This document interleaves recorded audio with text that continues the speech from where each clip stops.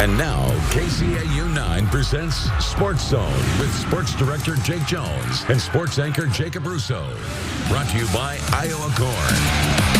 Your inside look at all the local sports action begins in 3, 2, 1. We're the Oakland Craig dance team. You're watching SportsZone. The highlights start now. Thank you, ladies. Good evening, everybody, and welcome into the KCAU-9 Sports Zone. I'm Jake Jones, riding shotgun with me, Jacob the Rooster Russo. We have a ton in store for you tonight, a ton of big plays, and we're going to break down every single score from the Iowa State playoffs tonight. But before we get to that, time to start with our Game of the Week, sponsored by Iowa Corn. It's pretty impressive to be unbeaten heading into the middle of October. We got a pair of unbeatens going at it in Nebraska. Number 1 in C2, Oakland Craig, hosting number 3, Archbishop Bergan. Oakland Craig has won 7 straight years in this rivalry.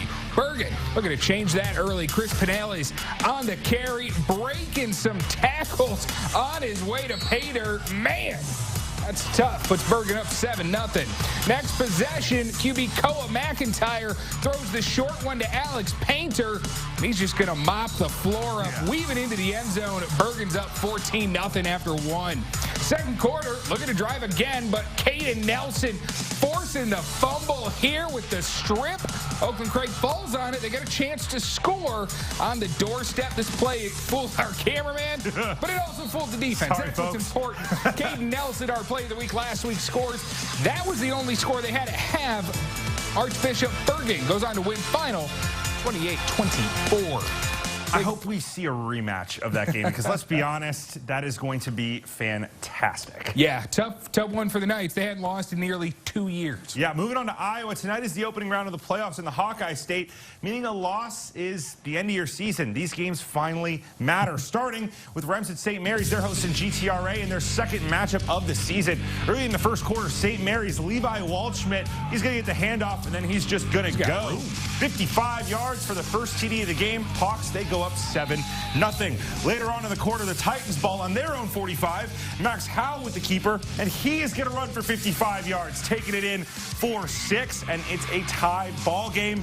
Still in the first quarter, though, Remsen on the doorstep. Jackson Bunkers with the QB keeper. That's good for 6. Remsen St. Mary's didn't keep it close for long. They go on to win it 56-14. In Orange City, Unity Christian hosting Sheldon 2 weeks after beating the O-Rads in the regular season. Halfway through the first, Clayton Bosma scrambling, trying to buy time, but he's brought down. On the very next play, though, makes up for it. Sends one to Titan Holstein, snags it in the end zone, and, well, that'll get you those points right back. Clayton Bosma now going to go ahead and toss it over the middle. Jake Van Don, and he's going to make it to the end zone. Unity Christian, they take this one in apparently the darkest place on the planet, 34-16. Up in Sioux Center, the Warriors were hosting MOC Floyd Valley. Sioux Center hasn't lost to the Dutch since 2012. Warriors got a nifty little drive going. Zachary Roseboom to Eli Himba for a gain in the first down. And then on the next play, Roseboom is going to connect with Dow Keel Kamthong for another big game, breaking tackles, and then finally that sets up Roseboom to push his way in on the very next play for 6. Sioux Center, they take this one 21-6, the final.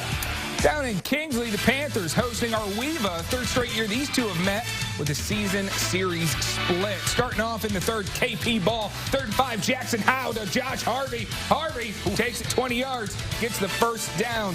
KP on the same drive. Howe going to get the keeper here, faking the handoff. Takes it into this one and picks up the score. Moving on down the road, it's Arweva's ball.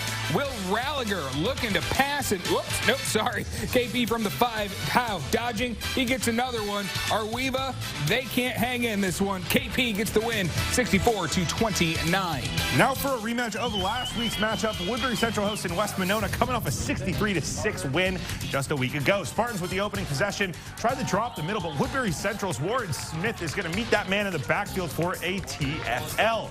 Jump ahead to West Monona's next time with the ball. Quarterback Brady Wiggs hits Johnny Fester on the curl. It's going to take 4 Wildcats defenders to bring that man down.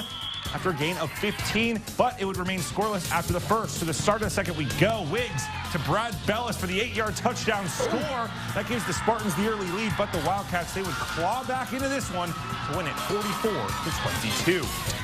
Lawton Bronson hosting Tri-Center tonight, looking for revenge after the Trojans ruined the Eagles' senior night last year. Second quarter tied at 8. Jackson Johnson's pass sniffed out by Austin Feddersen. He might be part dog with that one. Takes it back, Eagle touchdown, 14-8 LB lead.